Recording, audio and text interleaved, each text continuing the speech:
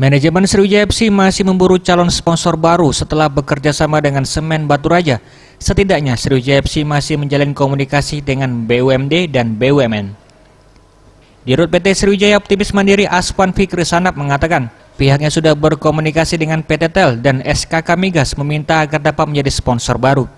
Dengan banyaknya sponsor yang melekat di jersey Sriwijaya FC akan mempermudah tugas para pelatih dan pemain berjuang mengembalikan Sriwijaya FC ke Liga 1. Ya, sponsor lain tetap ada ya, karena kita memerlukan banyak kali pembiayaan ya. Jadi kita akan juga nanti akan mendekati perusahaan-perusahaan lain. Seperti sekarang yang sedang kita dekati adalah PT Tel dan PT Kopi Pulp ya. Dan tadi Pak Bakti juga mengatakan mungkin bulan depan kita akan menemui SKK Migas ya untuk memperluas.